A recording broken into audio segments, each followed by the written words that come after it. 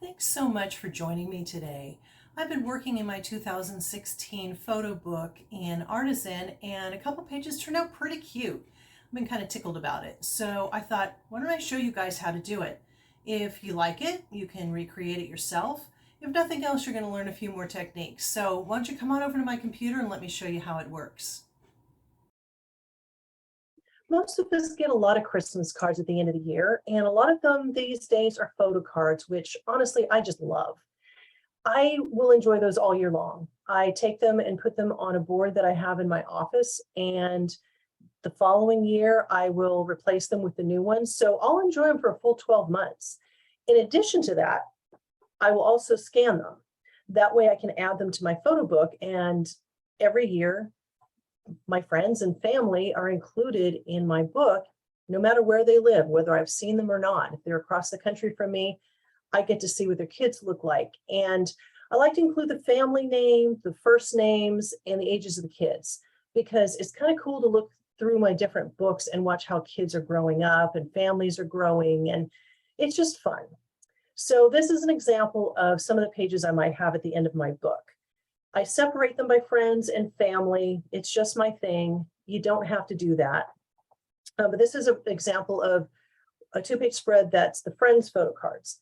Now you notice that I don't have literal pictures. I actually covered them up with the red because this is a public format and it's not my place to show people's children on a video. So I want to cover them up, and hopefully that'll give you a visual idea of how this actual layout is underneath it all. So you might notice that in this 2-page spread, I have a shadow in the middle. If you're ever wanting to add that, it's under options. First, you have to have it in a 2-page spread, and then options, it will default on the lay flat pages. Any of your templates will. So bear that in mind. If you're working on a book that you plan to print as a standard book, you want to have that shadow if you want that little visual idea of where everything's going to go. I'm not so concerned about the embellishments going into the binding, or we also call it a gutter. What I'm concerned about is somebody's face or my words. I don't want those to be hard to see. So that's just kind of a little extra tip for you. So the thing that I really liked is how this came out looking like a candy cane all the way around my 2 pages. That's what really tickled me. And I just thought these embellishments are so cute. I'm not typically the whimsical type of a person in my layouts. I tend to like a little bit more of the realistic look, but these were just so stinking cute. I had to use them. So this is an art kit called Oh Christmas Tree by Lori Starcher of LJS Designs. The word friends is the only thing that's not from that package. That's from Vintage Chic Power Palette by StoryBook Legacy. I'll put that in the description below, as well as my Forever website. So if you like anything you see on these pages, you're welcome to go grab it for yourself. But I thought they were really cute. So what I did with this one is I kept the background white. If you want to do a different color in the background, I would suggest you go with a solid color. I just think with the way that this comes together, it's going to look better. Hopefully you'll see why in a few minutes. So let's dissect this. I'm going to go to a blank page, and I'm going to change the view to all. That way I'm doing 1 page at a time. I have a little bit more control that way. So the first thing I want to do is go to the insert ribbon, and I'm going to choose shape, rectangle, and it defaults with a stroke. I'm going to go ahead and get rid of the stroke, click on none. And I have this in dark mode. It makes it a little bit difficult for you to see when I highlight something, but trust me, I just did. So in the size, on the left side, I'm making it 12 inches. I'm going to hit the tab, and I'm going to make it 11 inches. And I'm going to click create. So what it is it is 12 inches wide and 11 inches tall. And the reason I'm doing that is because I'm going to add a 3D edge. I don't want to risk that something's going to kind of show in the binding when I go to get this printed. So I just wanted to have a little extra room. When I click on this ruler on the top or down the left-hand side, it will create a little tab with its own ruler. If I right-click on the tab at the top, I can click Set Position, and I make sure this is exactly 1/2 inch from the edge. If I feel like I'm concerned that I might move this, I will right click it and I lock it, and you can notice that it changes the color right there. You don't have to do that, but that is an option. So I'm going to take this shape and I'm going to move it over to the line. And you notice on the left-hand side, there's a green line. That's telling me that this is precisely against that line. I have it exactly the way I want it from the left-hand edge. Now, if I go to the home ribbon and I click a line, then I can say I want to center this vertically. So now I know that the computer program has precisely put this a 1/2 inch from the top, 1/2 inch from the bottom, and I've already made sure that it's a 1/2 inch from the left-hand side. I can go ahead and right click on the ruler and remove my tabs. You can leave the tabs in there. It really doesn't matter because when you go to print, it's not going to print. It's a designing tool. It's not something that's going to show. Now over here on the left side under elements, I'm going to do the drop-down menu and I'm going to choose order, and I'm going to move this to the back because this is not the absolute background. The absolute background is the white, but the shape here is going to become a piece of paper that's going to be the next piece underneath everything else.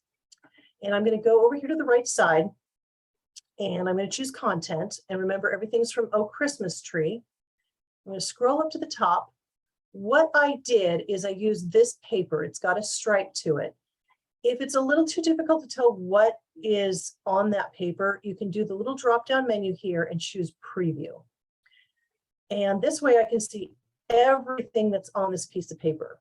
It's nice and big. It's got this distressed white around the edges, which is pretty cool if that's really my background. But because I want this to have a candy cane look, I'm going to want to cut this more from the inside. So I'm going to go ahead and hit OK. And I'm going to do the drop-down menu again, and I'm going to say fill selected shape. In order to do that, you have to make sure that this is highlighted first. So fill selected shape, and my cutter is going to come up. So I'm going to just take this and make that a little bit smaller. And I want it to be on towards the right side. It doesn't have to be perfectly centered because you're on it. You can see that this is a 12 by 12, but I have an 11 by 12. And I'm not going to worry so much about the right side if that has a little bit of that distressed look, because it's still going to look pretty cool on the next page. So I'm going to go ahead and hit OK. And that filled my shape. So now what I want to do is I want to go to the Format tab, choose Heavy under Shadows. I like shadowing things. I'll shadow almost everything on my page because it gives it a real sense of depth. And the next thing I want to do is go to the Filter tab, go to Edge, and choose 3D Edge. And it didn't do anything here on the screen. So if I hit Preview, then I can see what it's going to look like. And you can see right here, there's a little added shadow. There's some highlights here. If I click on the 50% right here, I can choose 100%, make that pretty big, scroll down, and you can get a much better feel and visual of how that looks. And I can play with the width a little bit. Click Preview again. And that made it just a little bit deeper.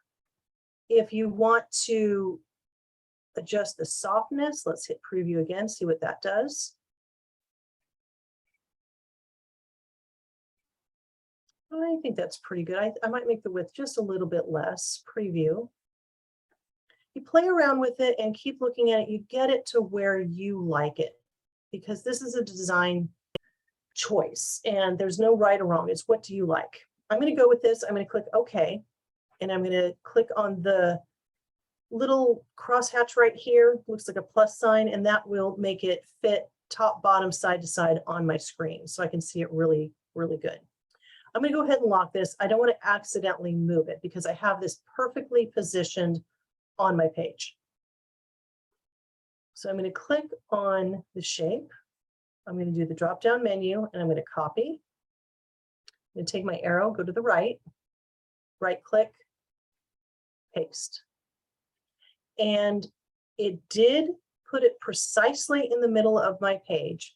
But remember, I want to make sure that it is a 1/2 inch from all 3 edges. So I'm going to click on the ruler at the top, and then I'm going to right click it, make sure that I have it exactly where I want it. That's not quite right, so I'm going to make it 11.5, so it's 11.5 inches. And then I'm going to take my paper and I'm going to pull that over until I see that green line. So now I know that it is lined up perfectly on the right-hand side. But I know I probably moved it a little bit here in the center. So I'm going to go back to my home ribbon, align, and I'm going to center vertically. Now I have it exactly where I want it. I can go ahead and right-click, remove tabs, just because I don't want it there.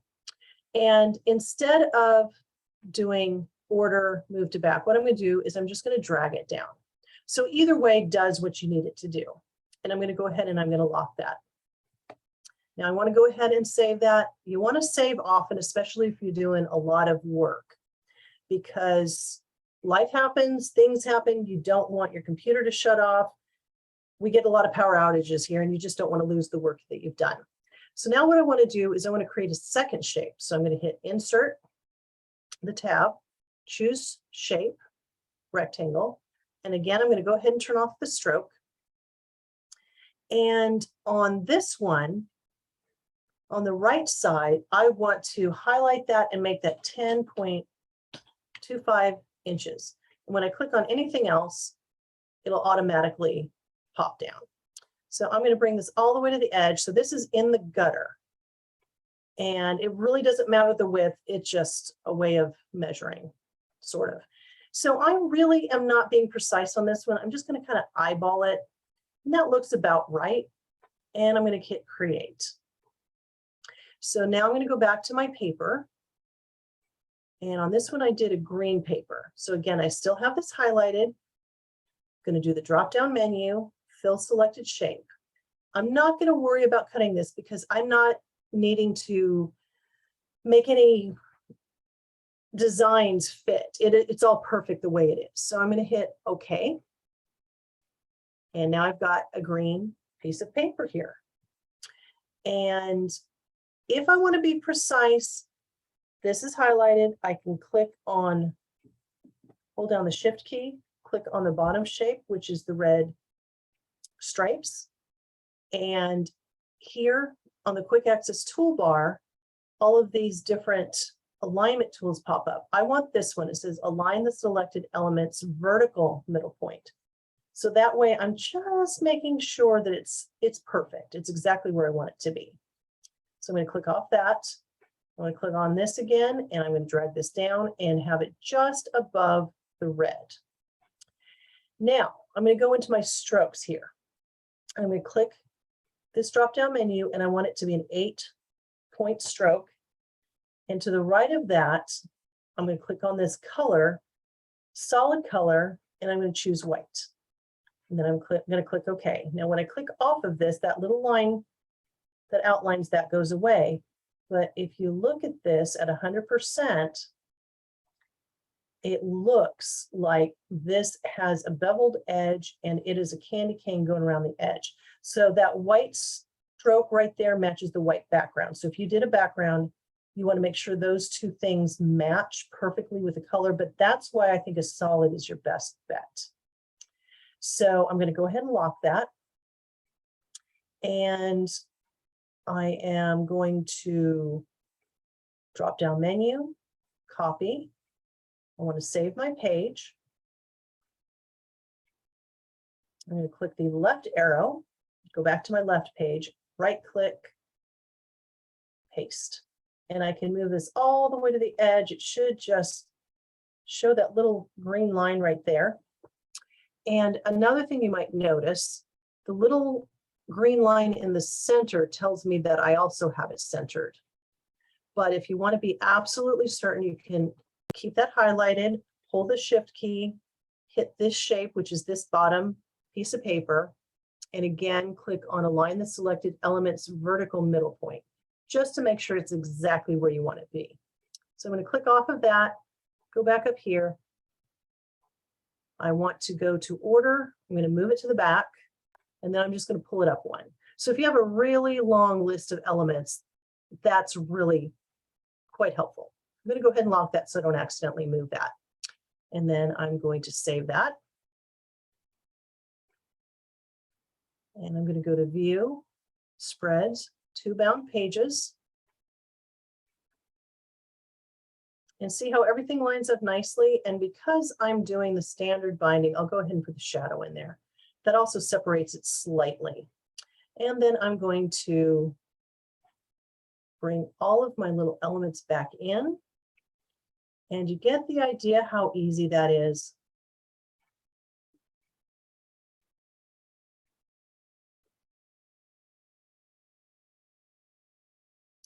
Second page, we'll do the same thing.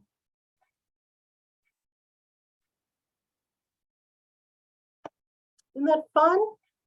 I thought that turned out really cute. Give it a try. Ask me questions in the comments below. Let me know what you think.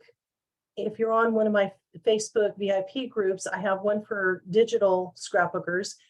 Post a photo in there. I'd love to see what you do with this. Thank you for watching. If you've been enjoying the videos that I've been posting, I encourage you to subscribe to the channel and click that little bell. What that does is it tells YouTube that you want to be notified when I post more videos. Thank you so much for joining me, and I look forward to working with you again. Thanks.